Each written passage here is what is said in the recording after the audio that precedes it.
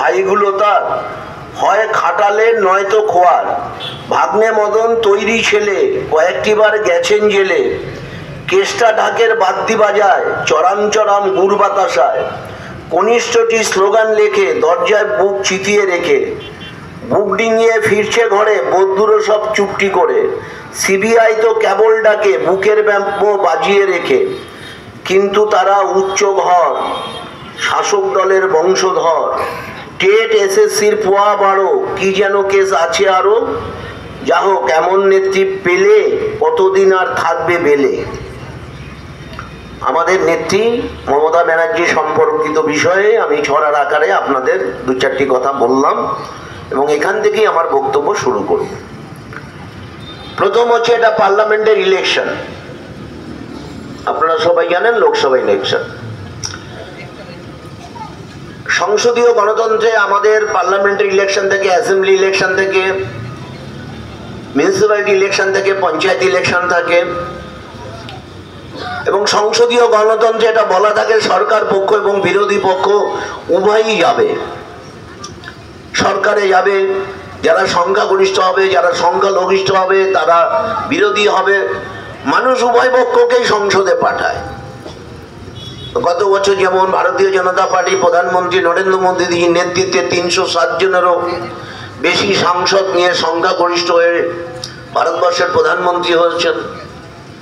আবার পশ্চিমবাংলায় মমতা ব্যানার্জি সংখ্যাগরিষ্ঠ হয়ে তিনি এখানে সরকার তৈরি করেছেন। আবার আমরা যারা বিরোধী আছি, আমরা 70টা 77টা আসন নিয়ে আমরা বিধানসভায় গিয়েছি। আবার কংগ্রেস এবং বিরোধী জোট যারা আছে তারা জানেন 150টা মতন আসন নিয়ে পার্লামেন্টে দিল্লিতে গেছে বিরোধী হিসাবে। এটাই সংসদীয় ব্যবস্থা।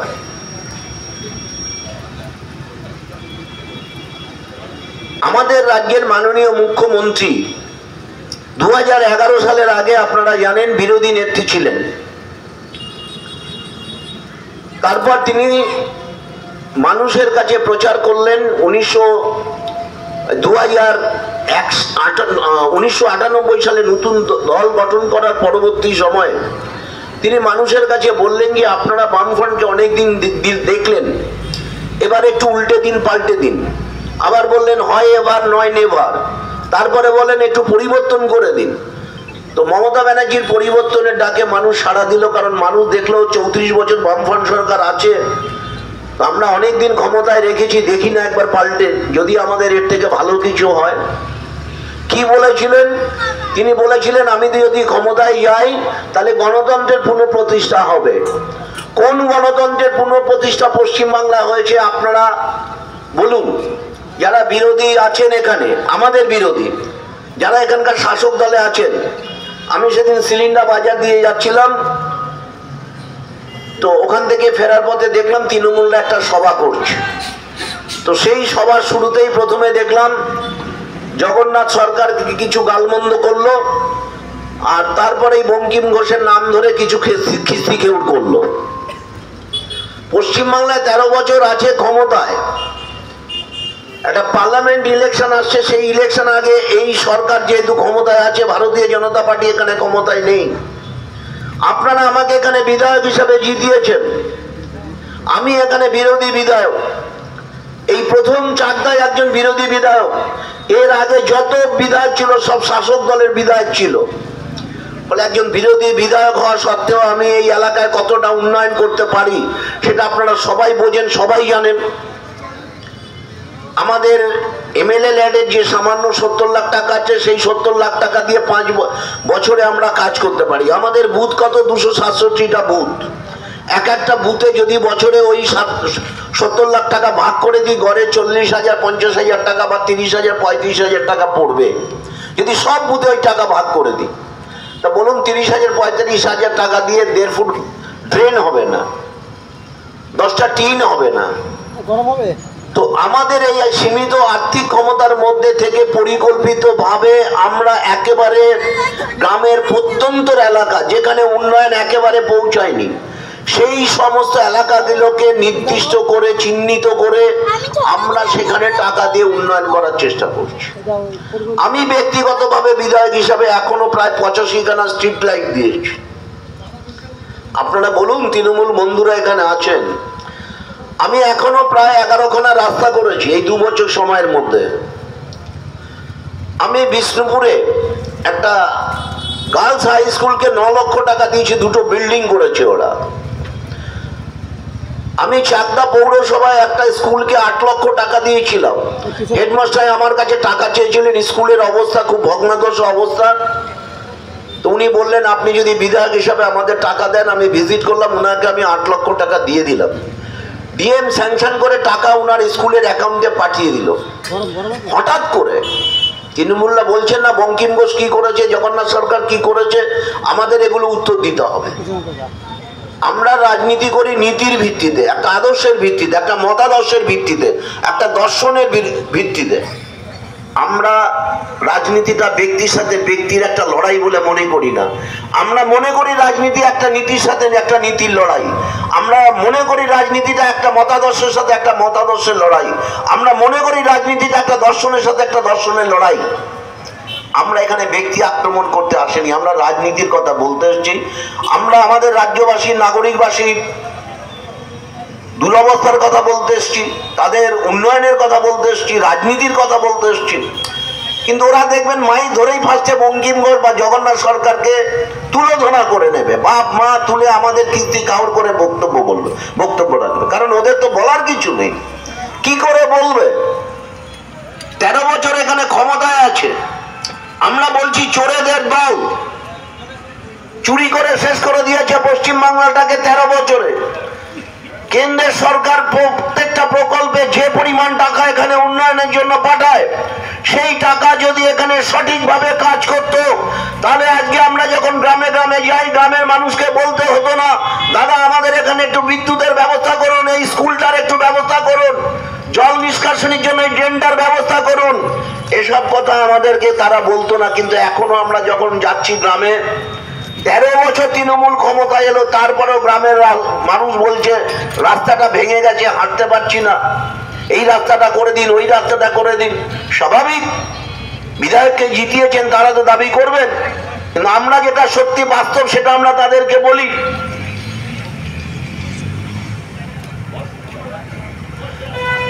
আমরা সেগুলো মানুষকে বলি।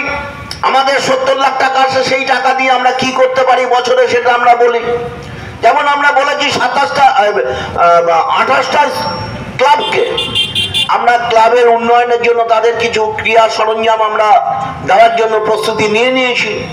বিডিও অফিসে প্রায় 46টা, বিডিও অফিসে ইতিমধ্যে 7,25,000 টাকা এসে পড়ে আছে। তো আমি যেটা বলছিলাম, ওই পৌরসভা এলাকায় যে স্কুলটাতে টাকা দিচ্ছে, সেই টাকা হঠাৎ করে মাস্টারমশাই একদিন সকালে আমায় ফোন করলেন। স্কুলটার নাম কি? ঘুগিয়া ভুবনমোহিনী হাই স্কুলের হেডমাস্টার আমায় ফোন করলেন, বললেন যে দাদা যে টাকাটা আপনি আমায় দিয়েছেন এই টাকাটা আমি নিতে পারবো না, এটা আমাকে ফেরত দিতে হবে আমাকে। আমি বললাম বলেন কি, এত স্কুল টাকা চায়, আমি সব বিবেচনা করে আপনাকেই দিলাম, যেহেতু আপনার স্কুলটার অবস্থা খারাপ, কেন ফেরত দেবেন? মাস্টারমশাই বললো ফোনে বলবো না, সামনে গিয়ে বলবো। তাহলে আসুন। আসার পরে বললো যে আপনি বিজেপি বিধায়ক, আপনি উন্নয়নের জন্য যে টাকাটা এখানে দিয়েছেন সেই টাকার যদি আমি এখানে কাজ করি, তৃণমূলরা এসে আমাকে হুমকি দিয়ে গেছে, থ্রেট দিয়ে গেছে, বলেছে বঙ্কিম ঘোষের টাকায় যদি এখানে কাজ হয় তাহলে তোমাকে এখান থেকে দার্জিলিং এ ট্রান্সফার করে দেবো। দাদা আমি বউ বাচ্চা নিয়ে কোথায় যাব? আপনি আমার টাকা ফেরত দিন, আমার কাজের দরকার নেই, আমি বউ বাচ্চা নিয়ে এখানে শান্তিতে থাকি। এটা ডেমোক্রেসি, এটা গণতন্ত্র। উন্নয়ন হচ্ছে না। আমরা টাকা দিলে সেই টাকা আপনারা ফেরত দিচ্ছেন, আমরা দিল্লি থেকে টাকা দিলে সেই টাকা আপনারা চুরি করছেন, চোরেদের দল। আর মানুষকে নির্বাচনের আগে তাদের কানে কানে বিষমন্ত্র দিয়ে নির্বাচনী বৈতরণী পার হতে চাইছেন। কতদিন? 13 বছর কেটে গেল। আমরা দায়িত্ব নিয়ে বলছি এই সময়কালের মধ্যে আপনাদের এখানে একটা সোলার হাইমাস লাইট দেওয়া হয়েছে, 200 মিটার করে রাস্তা করেছে। এখানে 174 নম্বর বুথ বেলতলা, 175 নম্বর বুথ বিনয় প্যাটেলের বাড়ি। এছাড়াও আরো লাইটের ব্যবস্থা করা হয়েছে, 4টে ইতিমধ্যেই দিয়েছি। হাইমাস বড় দিয়েছি, টাউনে প্রায় 8টা দিয়েছি, 12টা, পাঁচপোতার ওখানে একটা দিয়েছি। এ তো বিধায়ক হিসাবে দিয়েছি। আমার তো এখনো 2.5 বছর সময় আছে, আরো কি করতে পারি দেখুন। আমরা গিয়েছিলাম চাকদা রেল লাইন, 50 নম্বর রেল লাইন। আপনারা যেখানে যান, চাকদা বাজারে যখন যান, ওই রেল লাইনটা জ্যাম হয়ে যায় যখন ওই রেলের লাইনটা পড়ে। ওই লোহাটা যখন নেমে আসে, কয়েকশো মানুষ ওখানে দাঁড়িয়ে যায়, 8 ঘন্টা 40 মিনিট পার হতে লাগে। অনেক এমএলএ এমপি প্রতিশ্রুতি দিয়েছিলেন। আমাদের এমপি তো যোগাযোগ করেছেন দিল্লিতে, আমি এখানে ডিআরএম অফিসে গিয়েছি, যোগাযোগ করেছি। আমাদের রাজ্যের যিনি পরিবহন মন্ত্রী তৃণমূল কংগ্রেসের, তার সাথে বিধানসভায় কথা বলেছি। এই 50 নম্বর রেল লাইনটাকে যদি ওখান থেকে এখন একটা ব্যবস্থা না করায় মানুষ ভীষণ অসুবিধায় পড়ছে। ফলে রেলের জিএমএর সাথে আমরা ফেয়ারলি প্লেসে গিয়ে কথা বলেছি, জগন্নাথ সরকার টিম নিয়ে এসেছে। রেল মন্ত্রীর সাথে দেখা করেছি, অশ্বিনী বৈষ্ণব, দিল্লিতে গিয়ে, যাতে ওই রেল লাইনটাকে একটা আন্ডারগ্রাউন্ড পাস বা একটা ওভারহেড কিভাবে ওখানে করা যায়, যাতে লোক দ্রুত ওখান থেকে যাতায়াত করতে পারে। তৃণমূলের মন্ত্রীর সাথে কথা বললাম, আরেকজন মন্ত্রীর সাথে কথা বললো আপনি একটা চিঠি দিন। চিঠি আমরা পাঠিয়ে দিলাম।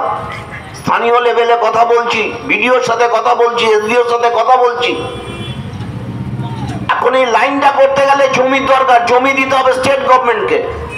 অশ্বিনী বৈষ্ণব রেলমন্ত্রীর সঙ্গে যখন কথা বলি, তিনি বলে দিয়েছেন আমাদেরকে ওখানে একটা ওভারব্রিজ বা আন্ডারগ্রাউন্ড পাস লাইন করার জন্য যত টাকা লাগে আমি পাঠিয়ে দেবো, আপনারা শুধু আমাকে একটু জমির ব্যবস্থা ওখানে করে দিন। স্টেট গভর্নমেন্ট আমাদের জমি দিতে পারছে না, তাহলে বলুন কি করে উন্নয়ন করব? কি করে উন্নয়ন করব? আমরা জমি দিচ্ছে না, তাহলে কি করে রেলের উন্নয়ন হবে? তৎসত্ত্বেও আমাদের প্রিয় সাংসদ জগন্নাথ সরকার, আপনারা জানেন, 7টা রেল এখান থেকে চালু করেছে। কিষাণ মান্ডি, কৃষকদের যাবতীয় পণ্য একেবারে মাঝদিয়া থেকে 12 বগিতে ভোরবেলা চলে যাবে, অনলি ফর কৃষকদের জন্য। নবদ্বীপে নতুন লাইনের ব্যবস্থা করেছে। প্রত্যেকটা স্টেশনকে রানাঘাট, শান্তিপুর, কল্যাণী মডার্ন স্টেশনে রূপান্তর ঘটানো হয়েছে। অলরেডি ওয়ার্ক অর্ডার দিয়ে দেওয়া হয়েছে, আপনারা গেলে দেখবেন ঝকঝক তকতকে হবে। একটার পর প্রত্যেকটা স্টেশনে দেখবেন পানীয় জলের ব্যবস্থা করেছে জগন্নাথ সরকার, করেনি? এখানে একটা ক্লাব আছে আপনাদের, সেই একটা অ্যাম্বুলেন্স দিয়েছে, তাই তো?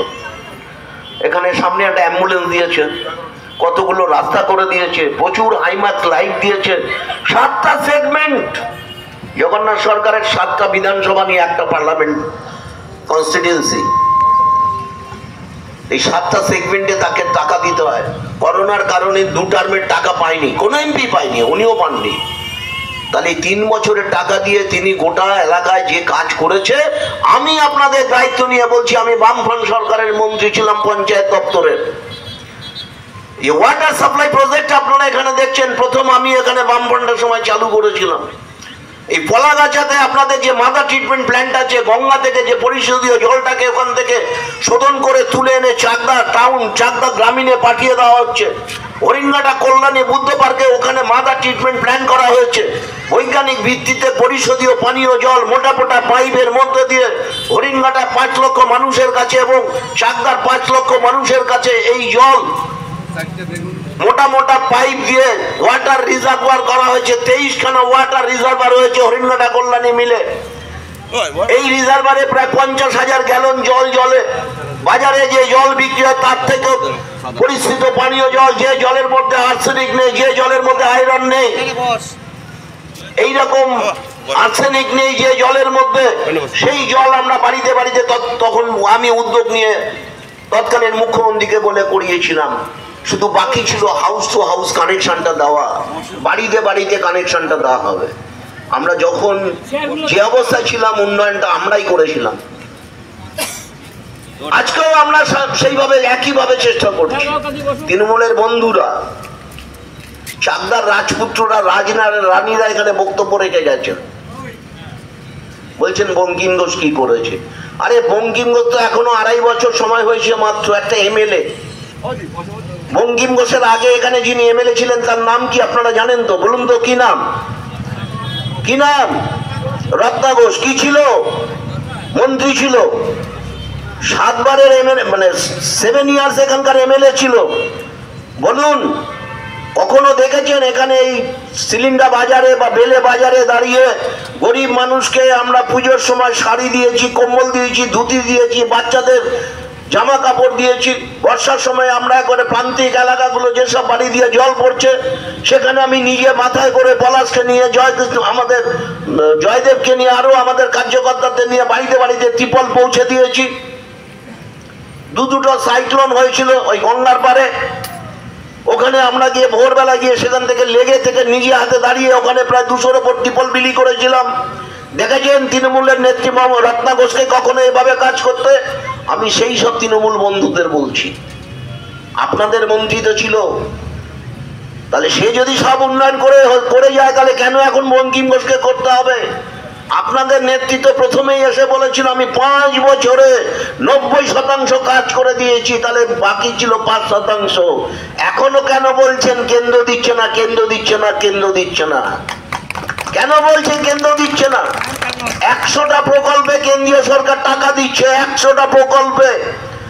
এই যে আপনারা দেখছেন গুরুত্বপূর্ণ একটা প্রকল্প যেটাকে আপনারা গোদা বাংলায় বলেন 100 দিনের কাজ, ইংরেজিতে বলে NREGA, national rural employment guarantee act. যে পাড়ায় পাড়ায় 1 কিলোমিটার, হাফ কিলোমিটার দূরে, 1 কিলোমিটার দূরে দূরে দেখবেন, হাফ কিলোমিটার দূরে দূরে কংক্রিট ঢালাইয়ের রাস্তা ইট বালি পাথর দিয়ে হয়েছে। ISGP স্কিমে ইনস্টিটিউশনাল স্ট্রেংথেনিং অফ গ্রাম পঞ্চায়েত, গ্রাম পঞ্চায়েতের প্রাতিষ্ঠানিক সশক্তিকরণ। 35 লাখ 50 লাখ করে গ্রাম পঞ্চায়েতে আসে এই টাকা। এখন এই টাকা 1 কোটি 2 কোটি বেড়ে গেছে। কে করেছে? ভারত সরকারের প্রকল্প, ISGP টাকা। আপনারা করছেন, আপনারা করেছেন। কোন কাজটা করেছেন বলুন না? আজকে প্রধান বাবাজিরা চেয়ারে বসে আছেন। এই কদিন আগে পঞ্চায়েত হয়েছে, 18-র পঞ্চায়েত হয়েছে, 23-এর পঞ্চায়েত হয়েছে, গোটা রাজ্যবাসী দেখেছে, আপনারা দেখেছেন। এই সিলিন্ডার পঞ্চায়েত আমাদের, সিলিন্ডার 1, 2 আমাদের, দুবরা পঞ্চায়েত আমাদের, তাতলা 1 পঞ্চায়েত আমাদের, ঘেটুগাছি পঞ্চায়েত আমাদের। 8টার মধ্যে 5টা পঞ্চায়েতে আমরা জিতেছিলাম। গণতন্ত্রের কথা বলেন মুখ্যমন্ত্রী, কোন গণতন্ত্রের কথা বলেন? ভূতের মুখে রাম নাম। আপনার কাছে শুনতে হবে আমাদের গণতন্ত্রের কথা। ভোটের পর ভোট লুট করেছেন, লজ্জা করে না? নির্লজ্জ বেয়াদব দল তৃণমূল কংগ্রেস। আজকে এখানে যিনি প্রধান চেয়ারে বসে আছেন, মানুষের ভোটে জিতেছেন, যিনি পঞ্চায়েত সমিতির সভাপতি হয়েছেন অশোক বাবু, আপনি কি মানুষের ভোটে সভাপতি হয়েছেন? জেলা পরিষদে যিনি বসে আছেন মানুষের ভোটে সভাপতি হয়েছেন। মেম্বার যারা হয়েছেন তারা মানুষের ভোটে নির্বাচিত হয়েছেন। মানুষের ভোটে নির্বাচিত হয়েছে আমাদের এই মধুমিতারা, আর ওরা হয়েছে চুরির ভোটে। ওরা জিতেছে চুরির ভোটে, ওরা জিতেছে রিগিং এর ভোটে, ছাপ্পা ভোটে, সন্ত্রাসের ভোটে। জোর করে আমাদের ভোটটা কেড়ে নিয়েছে, পুলিশ দিয়ে লেলিয়ে দিয়েছে, বিডিওকে রাস্তায় নামিয়ে দিয়েছে। তৃণমূলের জার্সি পরে আজকে বিডিওরা সারা রাত ধরে আমাদের জেতা ভোটগুলোকে আমাদের হাত থেকে কেড়ে নিয়েছে। এটা ডেমোক্রেসি, গণতন্ত্র? 267টা বুথ আছে। জগন্নাথ সরকার এখানে প্রায় 267টা কাছের বুথে জিতেছিল। আর যেই আবার 19 সালের পর যখন পঞ্চায়েত নির্বাচন হলো, 21 সালে আমরা আবার জিতলাম, প্রায় কাছাকাছি সব বুথেই প্রায়। আপনি শুনলে অবাক হয়ে যাবেন, চাকদা পৌরসভায় 88টা বুথ আছে। এই 88টা বুথের মধ্যে আমরা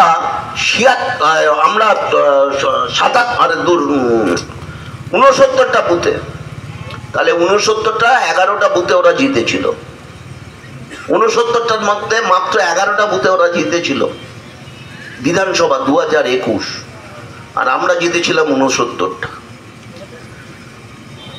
আর 19-এর পরে 21-এর পরে যে নির্বাচনটা হলো, আপনার 20 সালে পৌরসভা নির্বাচন হলো, সেন্ট্রাল ফোর্স বাদ দিয়ে স্টেট পুলিশের সহযোগিতায় যখন এই ভোট হলো, আমরা 4টে বুথে জিতেছিলাম, বাকি 84টা বুথে জিতেছিল তৃণমূলরা।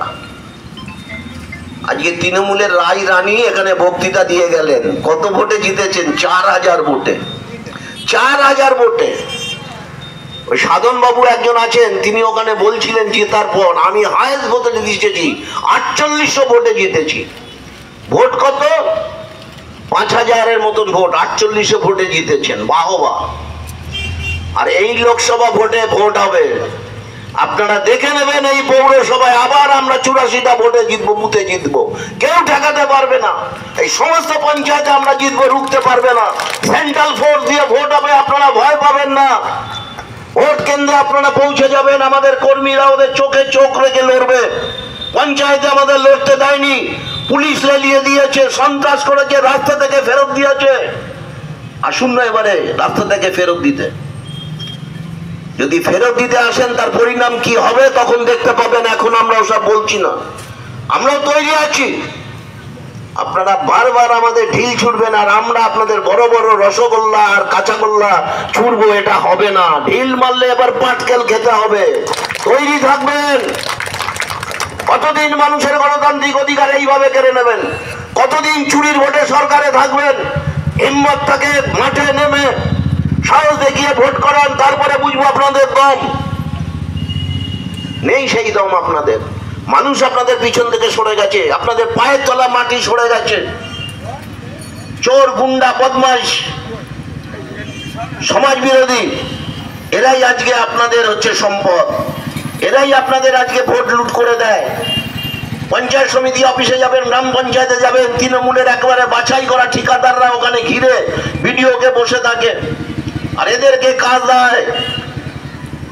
আর মমতা ব্যানার্জির স্নেহধন্য একজন নেত্রী দোলা সেন, তিনি কি বলেছেন মনে আছে তো সবার, যে ভাই চুরি করছো করো, পঞ্চায়েতে যত স্কিমে টাকা আছে চুরি করে ঝেড়ে এনে আর ঝেড়ে আনো। এনে ওই কলকাতার তৃণমূলের যে ভবন আছে সেই ভবনে 75% পৌঁছে দেওয়ার, 25% নিজেরা মেরে খাও। হ্যাঁ, প্রকাশ্য বিবৃতি দিয়ে দিয়েছ। আর সেই বিবৃতি দেওয়ার কারণেই তো গ্রাম পঞ্চায়েতে প্রধানরা দেখবেন ফুলে ফেপে উঠছে। যে প্রধানরা আগে হাওয়াই চটি পড়তো, হাওয়াই চটির মাথায় সেফটি পিন দিত, কাঁচা ঘর, মাটির ঘর, টালির ঘর।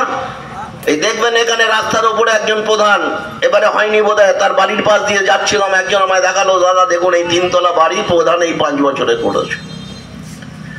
এক একটা প্রধান আপনারা দেখবেন এক একটা হাতে 5টা করে সোনার আংটি। যিনি আর একটু ওপরে আছেন তার হাতে অ্যান্ড্রয়েড ফোন, বুলেট গাড়ি, 3-4টে মোটরসাইকেল, পাকা বাড়ি হয়ে যাচ্ছে। যিনি আরেকটু উপরে আছেন, জেলা পরিষদে আছেন, সভাধিপতি, তার যারা সঙ্গভঙ্গ আছে তাদের চুরির ক্ষেত্রটা, পরিসরটা আরো বেশি। তাদের 5 হাতে 10টা করে সোনার আংটি যেমন আছে, আবার 4 চাকা, 2, 3টে করে 4 চাকা। আমাদের গ্রামগঞ্জে যে ছাগল ঘুরে বেড়ায়, ছাগলের গলায় যে দড়ি দেখেন, সেই ছাগলের গলার দড়ির মতন সোনার চেন গলায় ঝুলছে।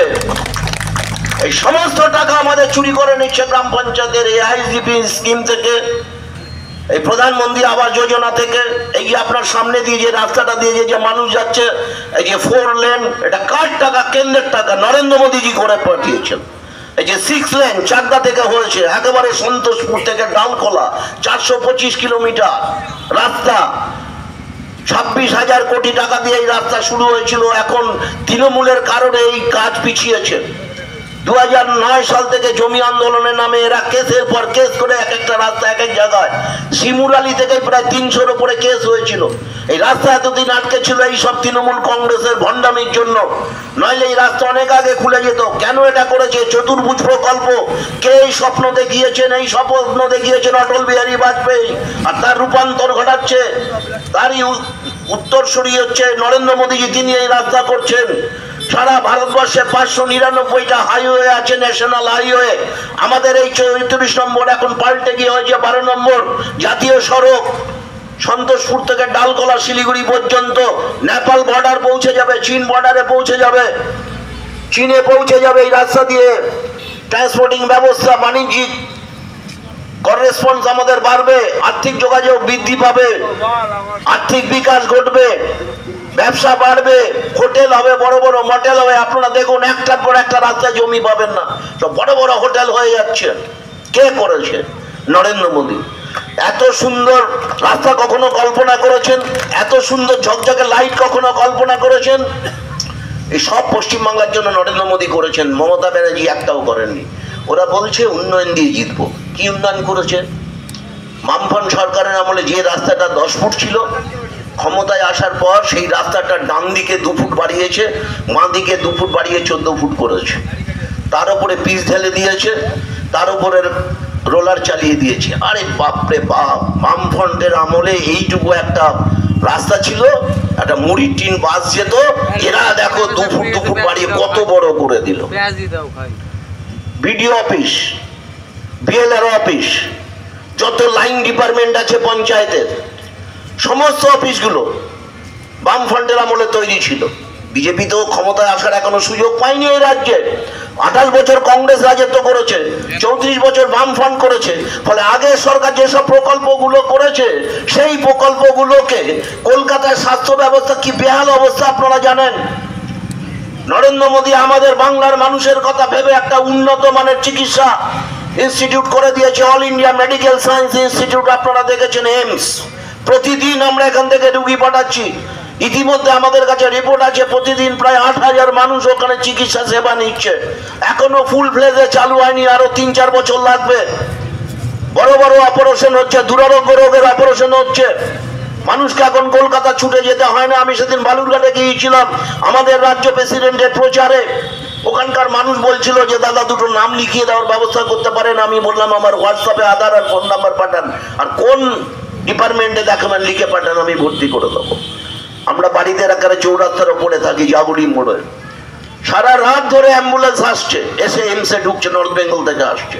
বাংলাদেশ থেকে প্রতিদিন বাসে করে ওখানে হোটেলে নামে খায়, আর সব গিয়ে ওখানে ঘর ভাড়া নিয়ে ট্রিটমেন্ট করাচ্ছে। কে করেছে? করেছে তৃণমূল। বলেছিল ক্ষমতা এলে, মমতা ব্যানার্জি বলেছিলেন, আপনাদের মনে পড়ে, সুপার ফাস্ট হসপিটাল হবে জেলায় জেলায়, কিষাণ মান্ডি হবে, শিল্পের বিকাশ হবে। কোথায় কিষাণ মান্ডি, কোথায় সুপারফাস্ট হসপিটাল? এখানকার একটা যদি এই মুহূর্তে একটা পেশেন্ট অসুস্থ হয়, তাকে যদি আপনাকে কলকাতা পাঠিয়ে দেয়, লোকাল ডাক্তার রেফার করে, refer to PG, refer to NRS, refer to Chittaranjan, সরকারি দপ্তরগুলো বলছে এখানে বেড নেই। কদিন আমি আগে আমাদের চাকদার একটা পার্টি ছেলেকে, মিলনকে নিয়ে গিয়েছিলাম ওই সুপারফাস্ট হসপিটাল, ওখানে ছিল মেডিকা, ওখানে ভর্তি করলাম, প্রায় 5 লাখ টাকা বিল উঠে গেল। আইসিইউতে চলে গেছে, ওকে আর রাখা যাচ্ছে না টাকার অভাবে। পিজিতে নিয়ে ছুটলাম, টানা 10 দিন দৌড়দৌড়ি করেছি, প্রেস মিট করেছি পিজিতে। সুপারকে বলেছি এখানে বসলাম, এই সিঁড়ির সামনে আমি উঠবো না, ভর্তি আপনাকে নিতে হবে। 10 দিন পরে তারপরে সেই পেশেন্ট ভর্তি হয়েছে। আর তৃণমূলের নেতা নেত্রীরা পিজি হসপিটালকে সরকারি গেস্ট হাউস বানিয়ে দিয়েছে। বাড়ি ছেলে মেয়ে বউ কারো যদি একটু সামান্য পেটে ব্যথা করে, ওখানকার যে বড় সব চাইতে ওই ঘরগুলোতে যে পেশেন্ট থাকে পেইং বেডে, সেখানে তাদের জন্য ভর্তি হয়ে যায়। ওই দেখবেন কাকু ভর্তি হয়েছিল, কাকুর সুর মিলে গেছে, আজকে পেপারে দেখছিলাম। কাকু বুঝতে পেরেছেন তো? ভাইপোর কাকু লিভস এন্ড বাউন্ডের সাথে যুক্ত আছে, সব বেরোবে। একে একে জেলে গেছে, পিসি ভাইপো দুজনে যাবে, সময়ের অপেক্ষা, বেশি দূরে নেই সেদিন। সেই জন্য আমার বক্তব্যকে দীর্ঘায়িত না করে আমি আপনাদের কাছে বলবো, ওরা যা খুশি বলুক, এই সমস্ত কলকাতা বা যা উন্নয়ন দেখছেন আগের সরকাররা করে গেছে। আর এই উন্নয়নগুলোকে নীল সাদা রং করে কসমেটিক ক্যাম্পেন, ওই আমরা যেমন স্নো পাউডার মাখি, এগুলোকে নীল সাদা রং করে মানুষের কাছে হাজির করছে, আর বলছে দেখো ধবধবে চকচকে হয়ে গেছে। কি উন্নয়নটা না করছে? কোনো উন্নয়ন করেনি। 100 দিনের কাজে 10 বছরে 44,000 কোটি টাকা দিয়েছে কেন্দ্রীয় সরকার। এর 40 থেকে 45% টাকা এরা 20,000 কোটি টাকা মেরে খেয়েছে। 20,000 কোটি টাকা একটা কম না একটা রাজ্যের ক্ষেত্রে। একটা গ্রাম বাংলা উন্নয়নের ক্ষেত্রে প্রধানমন্ত্রী সড়ক যোজনার যে টাকা, সেখান থেকে ঠিকাদাররা মারছে, মেরে ইঞ্জিনিয়ারকে দিচ্ছে একটা অংশ, বিডিএ কে দিচ্ছে।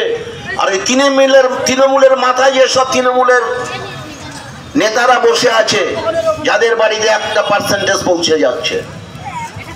যদি প্রকৃত এই টাকা দিয়ে কাজ হতো, তাহলে গ্রাম বাংলা আজকে সোনার বাংলা হয়ে যেত, সোনার বাংলা হয়ে যেত। কিন্তু টাকা মেরে ফাঁক করে দিচ্ছে।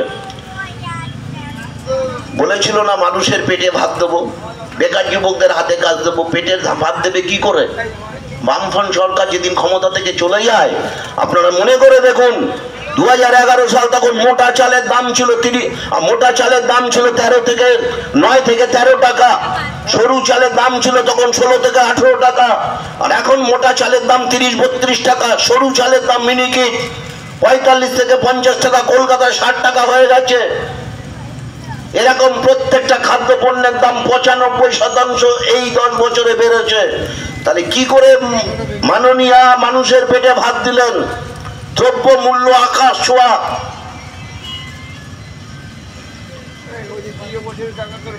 আগে বাজারে গেলে 50 টাকা নিয়ে এলে ব্যাগ উপচে পড়তো সবজি, আর এখন 500 টাকা নিয়ে গেলে ব্যাগের তলায় দুটো পেঁয়াজ দেখা যায়, দুটো পেঁয়াজ দেখা যায়। এই হচ্ছে অবস্থা অর্থনীতির আমাদের গ্রাম বাংলার মানুষের। উনি বলছেন উন্নয়ন করেছেন, একটা ইন্ডাস্ট্রি বলতে পারবেন মমতা ব্যানার্জি? একটা শিল্পের কথা বলতে পারবেন যে করেছেন? এত সামিট করেছেন, এত বিশ্ববঙ্গ সম্মেলন করেছেন, দৌড়ে দৌড়ে গেছেন, এই রাজ্যে একটাও শিল্প হয়নি 13 বছরে। বাম জামানার 34 বছরের শেষের দিকে বুদ্ধদেব ভট্টাচার্যের উদ্যোগে একটাই শিল্প আশার সঞ্চার ঘটিয়েছিল বাংলার বেকার যুবক যুবতীদের। সবাই জানেন সেটা হচ্ছে সিঙ্গুরের টাটাদের কারখানা। রতন টাটারা শুরু করেছিল, মাত্র 3 মাস বাকি ছিল কারখানা উদ্বোধনের। রতন টাটা প্রেস মিট করে বলে দিল সামনে দুর্গোৎসব 3 মাস আছে, সেই উৎসবের দিনই আমি পশ্চিম বাংলায় টাটা কারখানার উদ্বোধন করব। আর টাটা যেদিন উদ্বোধন হয়ে যাবে সেদিন গ্রাম বাংলা সারা রাজ্যের রাজপথে 1 লক্ষ টাটা গাড়ি ছুটবে, আর গাড়ি পিছু একটা করে ড্রাইভার, মানে 1 লক্ষ বেকার যুবকের কর্মসংস্থানের সুযোগ হতে দিত। জমি আন্দোলনের নামে মমতা ব্যানার্জি সেদিন এখানে কারখানা করতে দেয়নি, টাটাদের পেটে লাথি মেরেছিল। আর টাটাদের পেটে লাথি মেরেছিল বলে পশ্চিম বাংলায় লাখো লাখো ছেলে মেয়েদের পেটে লাথি মেরেছিল। কোথায় উনি চাকরি দেবেন? টাটারা যেদিন চলে গেল, তারপর পশ্চিম বাংলা থেকে যারা বিনিয়োগ করেছিল তারা একের পর এক চলে গেল। শ্যাম স্টিল চলে গেল, জিন্দাল চলে গেল, ডানলপে ডানলপ ব্রিজ আছে অথচ ডানলপ কারখানা বন্ধ হয়ে গেল, যেসব বন্ধ হয়ে গেল। ওখানে ধোঁয়া উঠতো, গঙ্গার দুপার দিয়ে বড় বড় কারখানা ছিল, ধোঁয়া উঠতো, শ্রমিক ঢুকতো। আজকে শ্রমিক ঢোকে না, ধোঁয়া ওড়ে না, সরকাররা বেকার হয়ে গেল। কোথায় বেকার যুবকদের দিলেন আপনি চাকরি? আজকে সল্টলেকে ইলেকট্রনিক্স কারখানাগুলো, ইনফোসিস, উইপ্রো, IBM, একটার পর একটা আমাদের গ্রাম বাংলার ছেলে মেয়েরা উচ্চ শিক্ষা নিয়ে ওখানে কেউ 75,000, কেউ 80,000, কেউ 1,25,000 টাকা ইনকাম করে। একটার পর একটা বন্ধ হয়ে গুজরাট চলে যাচ্ছে, রাজস্থান চলে যাচ্ছে, ব্যাঙ্গালোর চলে যাচ্ছে। আর গ্রাম বাংলার উচ্চ শিক্ষিত ছেলে মেয়েরা চাকদায় ট্রেনে উঠে কলকাতায় যাচ্ছে 10,000, 8,000 টাকা রোজগারের জন্য। 50,000 পরিযায়ী শ্রমিক আমাদের রাজ্য থেকে বাইরের দেশে রাজ্যে চলে গেছে, বিদেশে চলে গেছে। 50 লক্ষ আজকে ঘর ছাড়া হয়ে গেছে, এখানে কর্মসংস্থানের ব্যবস্থা নেই। মাধ্যমিক পাস করছে, উচ্চ মাধ্যমিক পাস করছে, গ্র্যাজুয়েশন করছে, মাস্টার ডিগ্রি করছে, আমাদের রাজ্য ছেড়ে চলে যাচ্ছে। আর মাননীয় মুখ্যমন্ত্রী বলছেন চাকরি দিচ্ছেন। হ্যাঁ, চাকরি দিচ্ছেন। কিভাবে দিয়েছেন? কিভাবে দিয়েছেন আপনারা দেখছেন। প্রায় 26,750 জন ছেলে মেয়ের চাকরি চলে গেল। যাদের চাকরি চলে গেল তাদের জন্য আমরাও ব্যথিত, আমরাও দুঃখিত, তাদেরও খিদের জ্বালা আছে। কিন্তু তাদের খিদের জ্বালাটাকে যেভাবে সরকার মিটিয়েছে তা কখনোই গণ্য করা যায় না, তাকে কখনোই মেনে যায় না। টাকা দিয়ে চাকরি নিয়েছে এই তৃণমূলের নেতাদের সব দেখবেন। এই 26,000 ছেলে মেয়েদের যখন CBI কল হবে, কোন নেতাকে কত টাকা দিয়েছে, কোন প্রধানকে কত টাকা দিয়েছে, কোন MLA কে কত টাকা দিয়েছে, একটার পর একটা বেরিয়ে আসবে, সময়ের অপেক্ষা। আমরা বলছি যোগ্য হওয়া সত্ত্বেও যদি কারো চাকরি চলে গিয়ে থাকে এই প্যানেল থেকে, আমরা ভারতীয় জনতা পার্টির একজন সাধারণ কর্মী হিসাবে আমি আপনাদের কাছে বলে যাচ্ছি, এই সব ছেলে মেয়েদের চাকরির জন্য আমরা ক্ষমতায় এসে 26 সালে বিধানসভা ক্ষমতায় এখানে এসে এই সমস্ত যারা যোগ্য প্যানেলাইজ হয়েছে তাদের জন্য আইনি সহায়তা দিয়ে তাদের কিভাবে চাকরি ফিরিয়ে দেওয়া যায় আমরা সেই ব্যবস্থা নেব। আর যারা অযোগ্য MRC-তে চুরি করে নাম্বার বসিয়ে এক একটা MLA 12টা 13টা করে লোক ঢুকিয়েছে, আপনাদের এখানকার MLA-দের সব কোটা পেয়েছে। আমি দায়িত্ব নিয়ে আপনাদের কাছে বলতে পারি, MLA-রাই বলেছে আমরা কোটা পেয়েছি, কেউ 10টা, কেউ 12টা, কেউ 7টা। আর প্রত্যেকটা বেকার যুবকের কাছ থেকে টাকা নিয়ে চাকরি দেওয়া হয়েছে। চাকরিতে তারা বসেনি, অথচ তাদের চাকরি হয়ে গেল, অ্যাপয়েন্টমেন্ট চলে এলো। আজকে যে 26,000 ছেলে যে মেয়েদের যে ভবিষ্যৎ নষ্ট করলো, দায় কার? দায় যদি নিতে হয় একমাত্র মুখ্যমন্ত্রীকে নিতে হবে। আর সেই জন্য আমরা মুখ্যমন্ত্রীকে বলছি, আপনার যদি এতটুকু লজ্জা শরম থাকে তাহলে ওই মুখ্যমন্ত্রী চেয়ার ছেড়ে এখনই পদত্যাগ করে চলে আসুন। যদি আপনার ন্যূনতম লজ্জা থাকে, কি বলবেন তৃণমূলের বন্ধুরা? লজ্জা করছে না? কয়লা খেলেন, গরু খেলেন, পাথর খেলেন, চাকরি খেলেন, পায়খানা খেলেন। ওই যে বলছে পায়খানা খেয়ে নিয়ে আসে, মানে কেন্দ্রীয় সরকার পায়খানার জন্য টাকা পাঠিয়েছিল, 5 ফুট বাই 4 ফুট বাই পায়খানা হবে, সেখান থেকে টাকা খেয়েছে, পায়খানা করে দিয়েছে 2.5 ফুট বাই 3 ফুট। মানে একটা মোটা লোক, ওই যে পার্থ চ্যাটার্জি অপাকে নিয়ে পালিয়েছে, পার্থ যদি ওই পায়খানায় ঢোকে তো পার্থ আর বেরোতে পারবে না। এই অবস্থা করেছে এরা, যেখান থেকে পেরেছে সেখান থেকে খেয়েছে। চাকদায় এখন 100 দিনের কাজের টাকা বন্ধ হয়েছে, চুরি হচ্ছে না, কেন্দ্রীয় সরকার বন্ধ করেছে। আমরা করিয়েছি, আমরা অভিযোগ করিয়েছি, আমরা বিডিওকে ডেপুটেশন দিয়েছিলাম। বিডিওকে বললাম কত সার্ভে হয়েছে দেখান, 16,000, কত টাকা পেয়েছি, কি পেয়েছে তথ্য দিন, আর দেয় না। কম্পিউটার থেকে ওটা আপলোড করা ছিল, ওটাকে ডাউনলোড করে ডিলিট করে দিয়েছে, জানতে দিচ্ছে না আমাদের। প্রধানদের দিয়ে ভেরিফিকেশন করছে। যারা বিজেপি করে তারা পাবে না, যারা অন্য বিরোধী দল করে তারা পাবে না, সাধারণ গরিব মানুষ তারা পাবে না, যারা তৃণমূলের ঝান্ডা ধরে, যারা তৃণমূলের স্লোগান দেয়, যারা তৃণমূলের মিছিলে হাঁটে তারা পাবে, বাকিরা কেউ পাবে না। সেই জন্য 100 দিনের ঘরের টাকাই প্রধানমন্ত্রী আবাস যোজনা ঘরের টাকা দেখবেন যারা যোগ্য তারা পায়নি।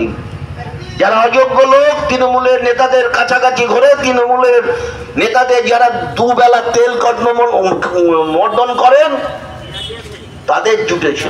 যার দোতলা বাড়ি সেও ঘর পেয়েছে, যে গরিব মানুষ টালি চালে আছে তার ঘর হয়নি। আমরা বলেছি 100 দিনের কাজের এনকোয়ারি হয়েছে, এনকোয়ারি রিপোর্টে ধরা পড়েছে 2 লক্ষ কোটি টাকা আমাদের পশ্চিমবাংলায় কেন্দ্রীয় সরকার পাঠিয়েছে, সেই টাকার কোনো অডিট হয়নি গত 10 বছরে, সেই টাকার কোনো ইউটিলাইজেশন সার্টিফিকেট দেওয়া হয়নি। আমরা বিধানসভায় চেঁচামেচি করেছি, ওয়াক আউট করেছি, বলেছি মুখ্যমন্ত্রীকে এসে উত্তর দিতে হবে। সিএজি রিপোর্ট দিয়েছে, সেই রিপোর্টে বলেছে 2 লক্ষ কোটি টাকা এখান থেকে চুরি করা হয়েছে। সেই জন্য 100 দিনের কাজের টাকা বন্ধ করা হয়েছে।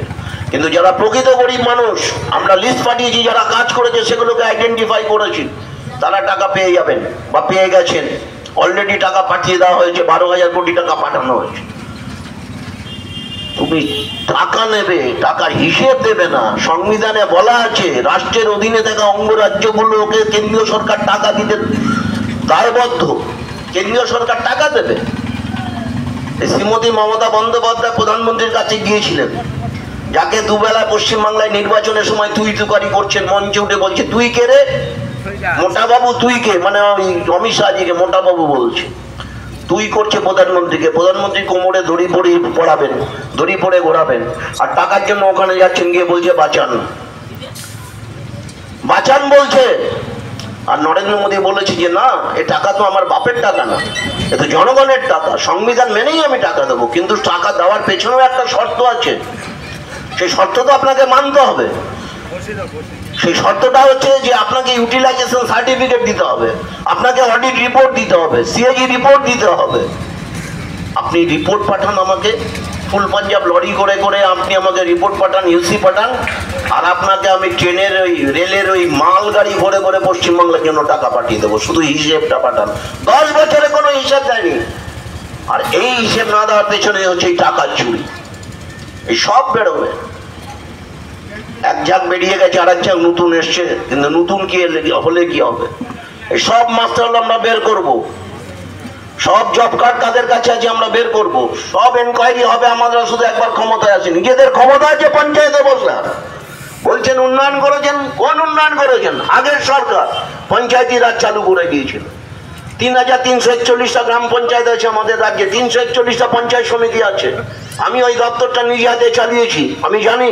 23টা জেলা পরিষদ আছে, আগের সরকার চালু করে গিয়েছিল। আর সেই সরকার চালু করে গিয়েছিল বলে এখন ওই সরকারের চেয়ারে গিয়ে তোমরা বসেছো। তোমাদের কি যোগ্যতা আছে? কোনো যোগ্যতা নেই, কোনো এক্সামটেড জব এই সরকার করেনি। লক্ষ্মীর ভান্ডার আমরা বলছি মহিলারা 500 টাকা করে পান, ভালো, আরো পান, ভালো, আমরা বলবো নিন, আপনারা নিন, দুয়াত করে নিন, কিন্তু 500 টাকার মূল্য দিয়ে আপনাকে ভুলিয়ে রাখবে আপনার ভোটটা, ভোটের আগে আরো 500 টাকা বাড়িয়ে দিয়ে আপনার ভোটটা নেওয়ার, এটা একটা নয়া প্রয়াস, নয়া কৌশল। 500 টাকা 1000 টাকায় আপনার কি হবে? আপনার পরিবারে ছেলে মেয়ে দুটো উচ্চশিক্ষিত হলো, গ্র্যাজুয়েট হলো, মাস্টার ডিগ্রি হলো, তার ঘরে চাকরি নেই, সরকার 20 বছর থেকে যাবে, 25 বছর থেকে যাবে, আপনার মেয়েটার বয়স এখন 20 বছর, 20 বছর পর সরকার থেকে যাওয়ার পর তার বয়স 40 হয়ে গেল, আর সে কোনোদিন চাকরি পাবে না। তা 500 টাকাটা আপনার কাছে বড় না আপনার ঘরে যদি একটা ছেলে মেয়ের কর্মসংস্থান হতো সেটা বড়? সেই জন্য আমরা বলছি 2026-এ 2024-এর লোকসভায় ভারতবর্ষের সরকারে ক্ষমতায় আসবে নরেন্দ্র মোদীর নেতৃত্বে 400-রও বেশি আসন নিয়ে ভারতীয় জনতা পার্টি, আর 2026-এ পশ্চিমবাংলা আসবে ভারতীয় জনতা পার্টি। এই ডবল ইঞ্জিনের সরকার যখন হবে, কেন্দ্রে বিজেপির সরকার, রাজ্যে বিজেপির সরকার যখন হবে, তখন দেখবেন এখানে প্রকৃত ইন্ডাস্ট্রি হবে, তখন দেখবেন কারখানা হবে, এই বেকার যুবকদের চাকরির ব্যবস্থা হবে, রাস্তাঘাটের আর পরিকাঠামো উন্নয়ন হবে, জিনিসপত্রের দাম হ্যাঁ আমরা কমাবো, এরা থাকলে কোনোদিন কমাতে পারবে না, কারণ এদের কোনো সুনির্দিষ্ট অর্থনৈতিক পরিকল্পনা নেই, এদের সুনির্দিষ্ট চুরি করার পরিকল্পনা আছে, কি করে টাকা মেরে চুরি করে খেতে হবে সেটা এরা খুব ভালো জানে। আজকে চোরেদের রাজত্ব চলছে, মমতা ব্যানার্জি বড় বড় কথা বলছেন, তৃণমূলের নেতা নেত্রীরা এখানে বড় বড় কথা বলছেন। আমাদের রাজ্যের মাননীয় মুখ্যমন্ত্রীর পরিবারের সম্পত্তি হচ্ছে 1300 কোটি টাকা, ধর্মতলা থেকে হরিশ চ্যাটার্জি রোড, হরিশ মুখার্জি রোড থেকে কালীঘাট পর্যন্ত 33টা প্লট কিনেছে, যে প্লটের দাম প্রায় 50 কোটি টাকা। আসলে আপনার আছে এই প্লট, আমার আছে, আপনার আমার নেই, কিন্তু মমতা ব্যানার্জির পরিবার আছে, তৃণমূলের নেতাদের এরকম প্রচুর সম্পত্তি হয়েছে এই 10 বছর 12 বছর সময়কালে। এরপরেও আপনারা মুখ বুঝে সহ্য করবেন। সেই জন্য আমার বক্তব্যকে দীর্ঘায়িত না করে আমি আপনাদের কাছে বলবো, আমাদের বিরুদ্ধে যিনি দাঁড়িয়েছেন মুকুটমণি অধিকারী, মাত্র 72 ঘন্টা আগে তৃণমূলে যোগ দিয়েছে, 72 ঘন্টা, তাকে আমাদের বিরুদ্ধে দাঁড় করিয়েছে। ব্যক্তিগতভাবে তার সম্পর্কে আমি কোনো কথা বলতে চাই না, প্রতিদ্বন্দ্বিতা করতেই পারেন, দল পরিবর্তন করতেই পারেন, যেতে পারেন, সেটা তার গণতান্ত্রিক অধিকার। মমতা ব্যানার্জি কথায় কথায় গদ্দার বলেন, বেঈমান বলেন, শুভেন্দু অধিকারীকে বলেন গদ্দার, গদ্দার। আরে গদ্দার যদি হয় পশ্চিমবাংলায় একটাই গদ্দার, সেটা হচ্ছে মমতা ব্যানার্জি, তার ওপর বড় গদ্দার কেউ নেই। আপনি ছিলেন কংগ্রেসে, কংগ্রেসকে ভেঙে 98 সালে নতুন দল করলেন, তারপর 2001-এ লড়াই করলেন, কংগ্রেসকে ছেড়ে দিলেন, বিজেপির সাথে এসে হাত মেলালেন, অটল বিহারী বাজপেয়ী লালন পালনে আপনি কেন্দ্রীয় সরকারের মন্ত্রী হলেন, আবার যখন নির্বাচন এলো বিজেপিকে ছেড়ে দিলেন, দিয়ে কংগ্রেসের সাথে অ্যালায়েন্স করলেন, আবার পার্লামেন্টে গেলেন, ইউপিএ গভর্নমেন্টের সাথে মন্ত্রিত্ব করলেন, আবার সেখানে মন্ত্রিত্ব ছেড়ে দিয়ে সরকার থেকে সমর্থন তুলে নিয়ে চলে এলেন। তাহলে একবার রামে, একবার ডানে, একবার রামে, একবার ডানে, একবার কংগ্রেসে, একবার এখানে, এখন আবার বামে গেছে। দেখছেন না বোম্বেতে কফি খাচ্ছে সীতারাম ইয়েচুরির পাশে বসে, সব অ্যালায়েন্স করেছে, অ্যালায়েন্স। মুখ্যমন্ত্রী মমতা ব্যানার্জি ভারতবর্ষের প্রধানমন্ত্রী হবেন, দৌড়ঝাঁপ কি শুরু করে দিল সমস্ত রাজ্যের আঞ্চলিক দলগুলোকে নিয়ে। ওই দিল্লির মন্ত্রী যে দিল্লি গেছে, কি নাম, কেজরিওয়াল, ভোটের আগে ঢুকে গেছে জেলে। নীতিশ কুমার, যিনি ওই ইন্ডি, যার পিন্ডি ইতিমধ্যে চটকে গেছে, ওই নীতিশ কুমার, তিনি খুব নেতৃত্ব দিচ্ছিলেন, হাওয়া খারাপ দেখে আবার গিয়ে নরেন্দ্র মোদীকে বললেন আপনাকে ছেড়ে যে আমার ভুল হয়েছে, আমাকে ফিরিয়ে দিন। বিহারের মুখ্যমন্ত্রী ছেড়ে চলে এলেন, নরেন্দ্র মোদী, নীতিশ চলে এলেন, কেজরিওয়াল চলে গেল, আরো কয়েকটা চলে গেল। পশ্চিমবাংলায় কংগ্রেস বলছে তোমাদের সাথে আমরা লড়বো না, বামেরা বলছে আমরা লড়বো না, কেরালে বলছে কংগ্রেসের সাথে সিপিএম এর ওখানে লড়াই হচ্ছে, রাজ্যে রাজ্যে নিজেদের মধ্যে লড়াই হচ্ছে। সেই জন্য বলছি ইন্ডির পিন্ডি চুটকে গেছে। আর মমতা ব্যানার্জি স্বপ্ন দেখছেন ভারতবর্ষের প্রধানমন্ত্রী হবে এই পিন্ডি চটকে যাওয়া দলগুলোকে নিয়ে। আর নিজের কি হবে সেটা আগে দেখো। ভারতবর্ষে 543টা আসন, তোমার নিজের যদি 42টা পশ্চিমবাংলাতে থাকো, 42টা নিয়ে তুমি ভারতবর্ষের প্রধানমন্ত্রী হওয়ার স্বপ্ন দেখছো? এত সহজ হবে না। এটা পশ্চিমবাংলা রাজনীতির পীঠস্থান, সংগ্রামী মানুষের পীঠস্থান, গরিব মানুষের পীঠস্থান, লড়াইয়ের আন্দোলনের পীঠস্থান হচ্ছে পশ্চিমবাংলা। বাংলার মানুষ সচেতনা সম্পন্ন মানুষ, একবার ভুল করছে বলে বারবার ভুল করবে না। সময় মানুষ ঠিক উপযুক্ত ব্যবস্থা নিয়ে নেবে। মানুষ ভুল করলে মানুষই সেই ভুল সংশোধন করে, মানুষ সংশোধন করে নেবে। তাই মুখ্যমন্ত্রীর স্বপ্ন দেখার একটা গল্প বলে আমার কথা শেষ করি। অন্যান্য বক্তা আছে। আমাদের কলকাতাতে অনেক কলেজ আছে, 11 ক্লাস পড়ে 12 ক্লাস পড়ে ছেলে মেয়েরা কলেজে যায়, অল্প বয়স 19, 20, 18 বছর ছেলে মেয়েরা। তো যখন দেখবেন এরা একটু কলেজে শাড়ি টাড়ি পরে যায়, ছেলেরাও একটু হাতে ঘড়ি পড়ি পরে জামা টামা হাত পা তুলতে তুলতে কলেজে যায়, তখন একে অপরের দিকে একটু চাকায় তাকায়, তখন একটু নিজেদের মধ্যে প্রেম ভাব তৈরি হয়, হয় না? কলেজে গেলে এগুলো হয়, আমরাও দেখেছি। আর আমি প্রেম করিনি কোনোদিন, তো এগুলো হয়। তো এখন এরকম একটা ছেলে আর একটা মেয়ে এরকম প্রেম করছিল। একদিন ওদের ক্লাস অফ দুপুরে, ওরা ঠিক করলো আজকে যখন ক্লাস অফ আছে সেকেন্ড হাফটা আমরা তাহলে একটু আড্ডা মারি, একটু প্রেম বিনিময় করতে যাই। কোথায় যাব? তখন একটা জায়গা খুঁজলো। সেই জায়গাটা হচ্ছে কলকাতার ভিক্টোরিয়া। সেখানে বড় বড় গাছ আছে, দেখবেন যারা গেছেন দেখবেন, এই ব্রিগেডে গেলে দেখবেন সে গাছের নিচে সুন্দর ছাওয়া। তো সেই গাছের নিচে ওরা ঠিক করলো যে আমরা চেপে ধরে অফ হয়ে যাবে। সেই গাছের নিচে তারা বললো যে আমরা ভিক্টোরিয়া যাব এবং ওই গাছের নিচে বসে বিকেল বেলাটা পর্যন্ত, সন্ধে হওয়ার আগ পর্যন্ত ওখানে বসে প্রেম বিনিময় করব। সেখানে প্রেম শুরু করলো। এবার এই গাছের নিচে ছোলা বাদাম টাদাম নিয়ে গেছে, ছোলা বাদাম খাচ্ছে, প্রেমের গল্প হচ্ছে, প্রেম বিনিময় হচ্ছে। আর ওরা যখন প্রেম করছে তখন ওই গাছের মাথায় একটা হনুমান বসেছে। আর হনুমানটা ওদের ওই প্রেম দেখে মানে ভীষণ উত্তেজিত হয়ে গেছে, যে ওরা যেভাবে প্রেম করছে, ওই মেয়েটা ওই ছেলেটার সাথে প্রেম না করে যদি আমার সাথে করতো আমার জীবনটা ধন্য হয়ে যেত। হনুমান উপরে বসে বসে ভাবছে। আর ঠিক সন্ধেবেলা যখন গড়িয়ে এলো তখন ছেলেটার মেয়েটার ওই প্রেম ফেম নিয়ে যাই হোক যে কোনো ব্যাপার নিয়ে ওদের মধ্যে ভীষণ কথা কাটাকাটি। আর মেয়েরা তো একটু উত্তেজিত হয়ে গেলে, বেশি উত্তেজিত আবার তাড়াতাড়ি ঠান্ডা হয়ে যায়। উত্তেজিত হয়ে গেলে যে ভাষায় বলে যে তোমার মতন একটা অপদার্থর সাথে বিয়ে না করে যদি আমি একটা হনুমানের সাথে বিয়ে করতাম তাহলে আমার জীবনটা ধন্য হয়ে যেত।